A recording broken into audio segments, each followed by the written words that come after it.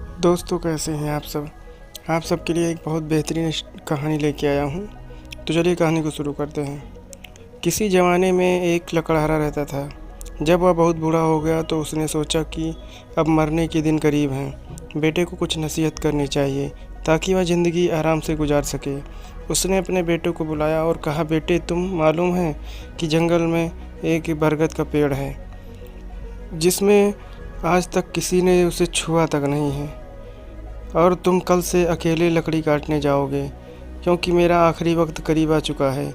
याद रखना बेटे, तुम उस बरगद के पेड़ को कभी हाथ मत लगाना। जंगल में जो चाहे काटना, मगर उस पेड़ को कभी न काटना। यह कहकर बूढ़ा लकड़हारा वफात पा गया। कई महीने गुजर गए। एक दिन लकड़हारे का बेटा जंगल में गया। उसने बरगद के पेड़ को गौर से देखा और अपने आप से कहा, इस पेड़ को कोई खास बात तो नज़र नहीं आती, आखिर इसमें क्यों ना काटा जाए। यह सोचकर उसने अपनी कुल्हाड़ी उठाई और दरख्त के तने पर वार करने लगा। दरख्त वहाँ से सरक कर पीछे हट गया। लकड़हारा एकदम आगे बढ़ गया तो दरख्त पीछे हट गया। अब लकड़हारे ने दरख्त की तरफ दौड़ना शुरू कर दिया। दरख्त उससे भी ज़्यादा तेज़ दौड़ने लगा। लकड़हारा थक कर वापस आ गया और कुल्हाड़ी कंधे पर रख के गधे पर सवार होकर घर रवाना हो गया। चलते चलते रात हो गई और हर तरफ अंधेरा छा गया। लकड़हारा गधे को रोककर वहाँ रात बसर करने का फैसला किया। उसने गधे को एक दरख्त से बांधा और खुद दरख्त पर चढ़कर एक मोटी झाग पर बैठकर लेट गया। जब सुबह हुई, लकड़हारा दरख्त से नीचे उतरा तो यह देखकर हैरान रह गया कि जहाँ रात के वक्त गधे को बांधा था, वह गधे की बजाय हड्डियों का ढेर पड़ा था। चंद कदम के फासले पर वही बरगद का पेड़ खड़ा था। लकड़हारे ने कुल्हाड़ी कंधे पर रखी। यह रात भी लकड़हारे ने एक दरख्त पर बसर किया। अगले दिन जब वह बरगद के पेड़ के पीछे दौड़ना शुरू कर दिया, फिर तीसरे दिन उसे एक अजीब वाक़या पेश आया। जब लकड़हारे ने बरगद के पेड़ को बिल्कुल भुला दिया तो अचानक उसके सामने एक नाग, जो कि एक कुएं में गिरा हुआ था और वह बाहर नहीं निकल पा रहा था, तो नाग ने लकड़हारे से मदद मांगी कि मुझे बाहर निकालो, मैं तुम्हें बहुत ज़्यादा सोना चांदी हीरा मोती जो कुछ कहोगे वो सब दूंगा। लकड़हारे ने उसकी बात मान ली और वह उसको मदद करने के लिए सोचने लगा। लकड़हारे ने कुएं में रस्सी फेंकी और नाग को उसके सहारे बाहर निकाल लिया। नाग उसको एहसानमंद की नज़रों से देखता रहा और कहा, मैं इसके बदले तुम्हें बहुत सारा दौलत दूंगा। यह कहकर नाग ने लकड़हारे के साथ साथ चलने लगा। दोनों मज़े से बातें करते हुए सफ़र करते रहे। रास्ते में एक झील आ गई। नाग ने कहा, तुम मेरा यहाँ इंतज़ार करो, मैं ज़रा नहा कर ताज़ा दम हो लूँ। अगर कोई वाक़या पेश आए तो डरना मत। लकड़हारे ने कहा, मैं समझ गया। नाग पानी में कूद गया। उसी लम्हे जोर की आंधी चली। चीखते चिड़िया हवा के साथ बारिश भी शुरू हो गई। बिजली इतनी ज़ोर से चमक रही थी कि लगता था आसमान फट जाएगा। काले काले बादल एक दूसरे से टकराकर खौफनाक गरज पैदा कर रहे थे। जब तक नाग पानी में नहाता रहा, तूफान जारी रहा। जैसे ही वह पानी से बाहर आया, तूफान थम गया और हर तरफ खामोशी छा गई। नाग ने लकड़हारे को बताया, नहाकर मैं थकान दूरी हो गई है, अब सफ़र आराम से गुजरेगा। दोनों फिर चलने लगे। रास्ते में दोनों तरफ बेशुमार ज़मीन रंग के फूल खिले हुए थे। कभी वो फूल तोड़ते, कभी हंसते और कभी गाते नाचते हुए आगे बढ़ते। आखिरकार उन्होंने एक मकान नजर आई। नाग ने लकड़हारे को बताया, मेरी माँ का घर है, इसी घर में जा रहे हैं। जब मेरी माँ को पता चलेगा कि तुम मेरे बेहतरीन दोस्त हो, वह खुश होकर तुम्हें मज़ेदार खाने खिलाएंगी। लकड़हारे ने कहा, अगर कुछ खाने को मिल जाए तो मुझे बहुत खुशी होगी। नाग ने उसे समझाते हुए कहा, खबरदार कुछ मत खाना, बल्कि मेरी माँ से कहना कि जो पेड़ के ऊपर लटका हुआ छोटा सा आईना दे दो। यही सब बात करते दोनों घर के अंदर पहुंच गए। नाग ने दरवाज़ा खटखटाया।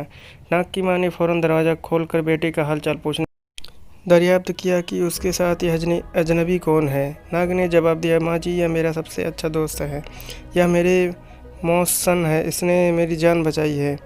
माँ ने कहा, तो बेटे इसे अंदर ले आओ, दूध और गोश्त से इसकी खातिर करो। लकड़हारा घर के अंदर चला गया, लेकिन उसने खाने से इनकार कर दिया। उसने बहाना बनाया कि उसे भूख नहीं है, वरना वह ज़रूर खाता। नाग ने माँ से कहा, बेटा तुम मेरे बेटे की दोस्त हो, मैं तुम्हें एक कुछ खाए पिए बगैर कैसे जाने दूँ? यह मुझे बुरा लगेगा। अच्छा बेटा, कुछ खाते नहीं तो कोई तोहफा ही ले लो। जाओ। लकड़हारे ने झिझकते हुए कहा, आपके पास एक चीज़ है, अगर वो मिल जाए तो मेरा सफ़र अच्छे से गुजरेगा। माँ ने कहा, तुम नाक तो लो, मैं फ़ौरन दे दूँगी। लकड़हारा जल्दी से बोला, वो जो सामने दीवार पर लटका हुआ आईना है वह मुझे दे दीजिए। माँ ने कहा, बड़ी मामूली चीज़ मांग रहे हो, अजीब ख्वाहिश है तुम्हारी। लकड़हारे ने जवाब दिया, क्या फ़र्क पड़ता है, यह मामूली आईना ही सफ़र में मेरे काम आएगा। माँ ने कहा, अच्छा बेटा। यह कहकर माँ ने आईना उतारा और लकड़हारे को दे दिया। नाग और नाग की माँ से इजाज़त लेकर लकड़हारा फिर अपने सफ़र पर रवाना हो गया। चलते चलते उसे अचानक ख्याल आया, नाग ने अपनी माँ से मुझे यह आईना क्यों दिला दिया? ज़रूर इसका कोई मकसद होगा। यह सोचकर उसने जेब से आईना निकाला और उसकी पुष्टि को गौर से देखने लगा। उसने उलट पलट कर देखा, उसने आईना निकाला और उसमें अपनी शक्ल देखने लगा, लेकिन आईने में उसे अपनी शक्ल के बजाय एक जिन नज़र आया। उस जिन ने बड़े अदब से झुककर कहा, क्या हुक्म है शहजादे? इस अजीब वाक़ये ने लकड़हारे के होश उड़ा दिए। वह 1 मिनट तक पत्थर का बुत बना रहा। हैरत के मारे उसके मुँह से कोई बात नहीं निकल सकी। कुछ देर बाद वह समझा कि जिस जिन ने उसे हुक्म देने के लिए हाजिर हुआ है, उसी वक्त लकड़हारे को ज़ोर से भूख लगी हुई थी। उसने कहा, मुझे भूख लगी है, कुछ खाने को चाहिए। यह अल्फाज निकले की देर थी कि लकड़हारे के सामने दस्तरखान बिछ गए, जिस पर मुख्तलिफ किस्म के लजीज खाने रखे हुए थे। जिन गायब हो गया। खाने इतने मज़ीद के थे कि लकड़हारा इनका तसव्वुर भी नहीं कर सकता था। उसने दिल ही दिल में कहा, यह आईना मतलब यकीनन जादू का आईना है। उसने दोबारा जेब से आईना निकाला और उसको झाँका। जिन फिर हाजिर हुआ और बोला, क्या हुक्म है शहजादे? अब लकड़हारे को समझ में नहीं आ रहा था कि क्या मांगे। अचानक उसे ख्याल आया कि उसकी मेहमान नवाजी शहजादे की तरह हो रही है, तो शहजादे के लिए महल भी होना चाहिए। उसने सख्त लहजे में कहा, मेरा महल कहाँ है? पलक झपकते ही वह एक शानदार महल के सदर के दरवाजे पर पहुँच गया। बादशाह की तरह चलता हुआ महल के सजावट देखते हुए अंदर दाखिल हुआ। बड़े बड़े कमरों में कीमती कालीन बिछे हुए थे, दरवाजे पर भारी पर्दे लटके रहे थे। लकड़हारा आईने की करामत देखकर हैरान हो रहा था। उसने दिल में कहा कि इस महल में रहने वाले के लिए मेरे साथ मेरी बीवी होनी भी ज़रूरी है। अगर यह बीबी बादशाह की बेटी हो तो मज़े आ जाएं। यह ख्याल आते ही उसने आईने में झांका। जिन हाजिर हुआ और पूछा, क्या हुक्म है सरकार? लकड़हारे ने फ़ौरन हुक्म दिया, बादशाह की बेटी हाजिर करो। अगले ही लम्हे शहजादे उसके पास बैठी हुई थी। लकड़हारा उससे पाकर बेहद खुश हुआ और उसे जिस दिन शादी कर ली। शहजादी की इस तरह अचानक गायब होने से सारे शाही महल में कोहराम मच गया। मुलाजिम ने महल के चप्पे चप्पे को छान मारा, लेकिन शहजादी का कहीं सुराग नहीं मिला। आखिरकार बादशाह ने हुक्म दिया कि मुल्क भर में ऐलान करा दो कि जो शख्स शहजादी को तलाश करेगा उससे मुँह मांगा इनाम दिया जाएगा। शहजादी के मिलने के बाद तकरीबन सब इत्मीनान ख़त्म हो गया था। कोई भी उम्मीद नहीं बाकी थी कि एक दिन एक बूढ़ी औरत महल में आई और कहा, मैं शहजादी के बारे में बादशाह से बात करना चाहती हूँ। बूढ़ी औरत को फ़ौरन बादशाह के सामने पेश किया गया। बूढ़ी औरत ने कहा कि अलीजा, आपकी सल्तनत में शहजादी का कहीं सुराग नहीं मिला। इससे जाहिर होता है कि वह किसी ऐसे मुल्क में चली गई हैं जो 7 समुंदर या यकीनन ऐसी जगह है जिसके बारे में इंसान सोच भी नहीं सकता। बादशाह ने बेचैन होकर कहा, तुम्हारी क्या तजवीज़ है? बूढ़ी औरत ने कहा, अलीजा, पहले तो आप एक लकड़ी का संदूक बनाइए और फिर उस संदूक में जस्त चादर चढ़वाइए। संदूक इतना बड़ा हो कि उसमें लेटे जा सकूं और बैठे भी जा सकूं। मेरे साथ कुछ दिन में खुराक भी रख दी जा सके। मैं उसमें बैठ जाऊंगी और आप उसका ढक्कन मजबूती से बंद करवा दें। समुंदर में फेंक दिया जाए। जरा सी उम्मीद नज़र आती खुश हो जाता।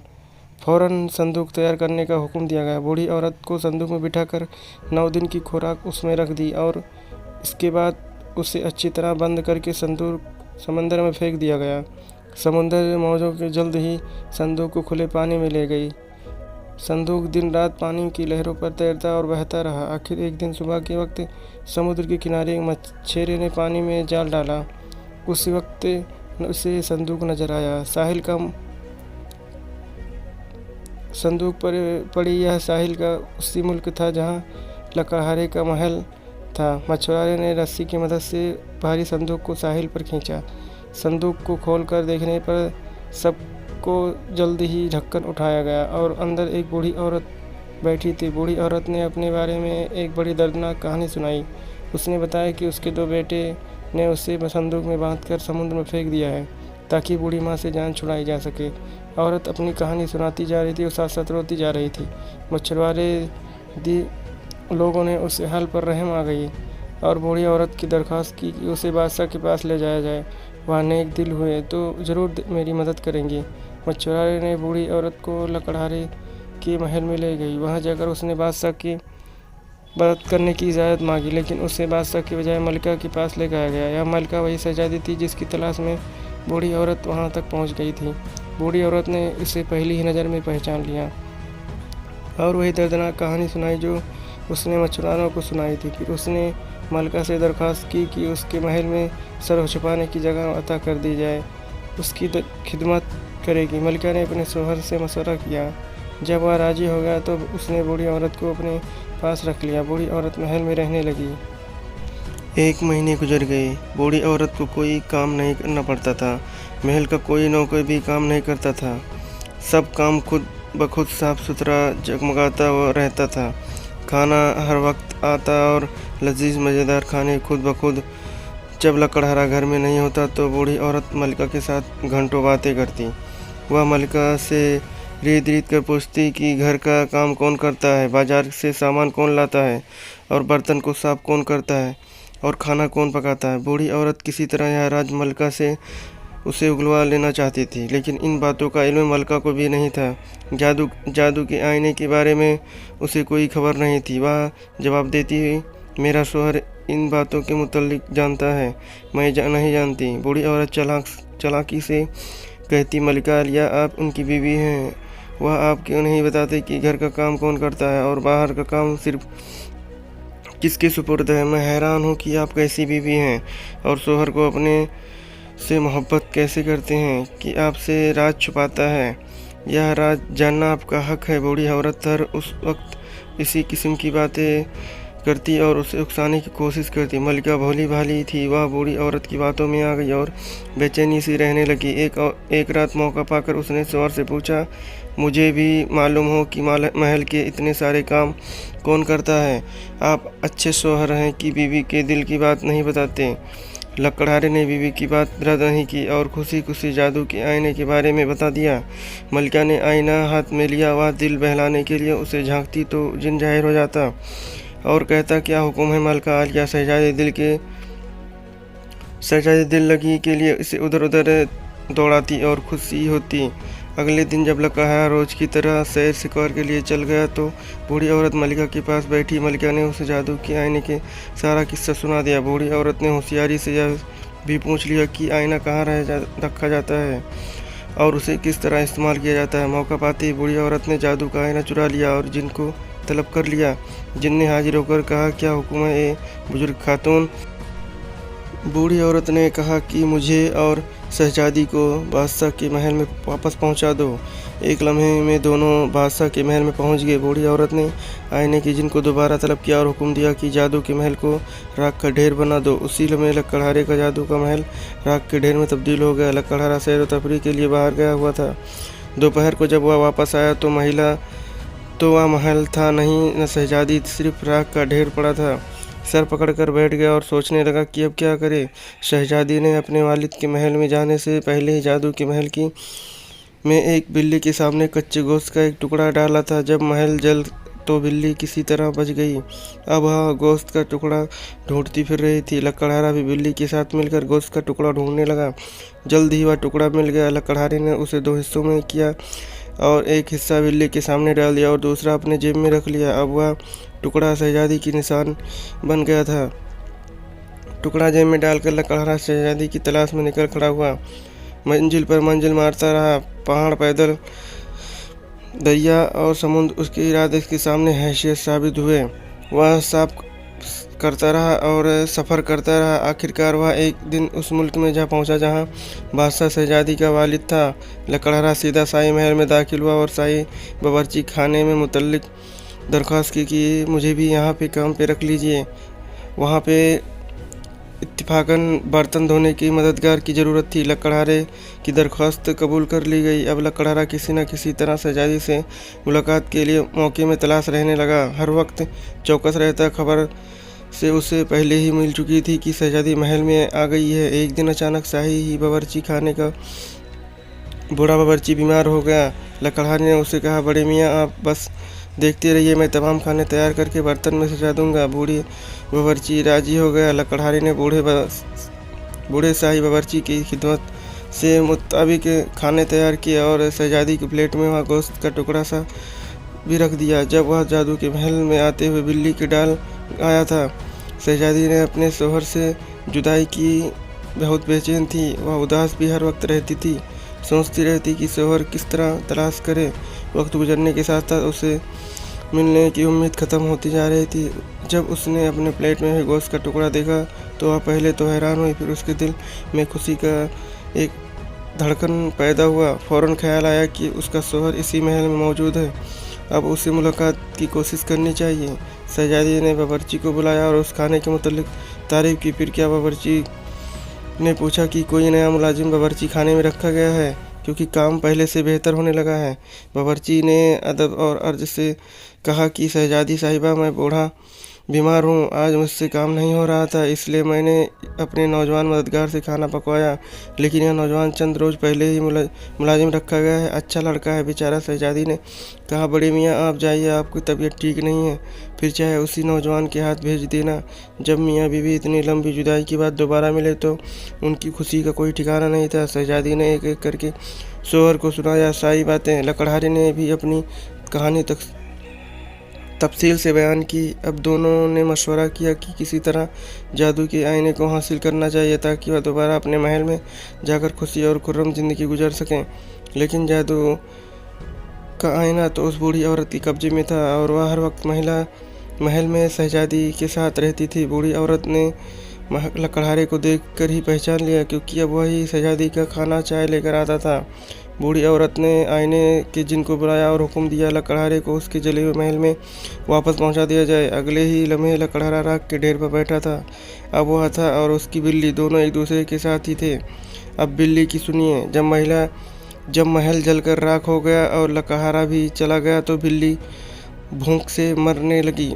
मजबूरन उसने चूहे पकड़ पकड़ कर खाने लगी कर दिया। जब लकड़हारा वापस आया तो हालत काफ़ी बदल चुकी थी। चूहों की बादशाह की फ़ौज तकरीबन ख़त्म हो चुकी थी। एक एक करके बिल्ली उसकी फ़ौज के तमाम सिपाहियों को हड़प कर चुकी थी। जब चूहा के बादशाह ने मालूम हुआ कि इंसान के बादशाह अपनी सल्तनत में वापस आ गया तो उसने सोचा कि इंसाफ के लिए बादशाह के पास जाना चाहिए।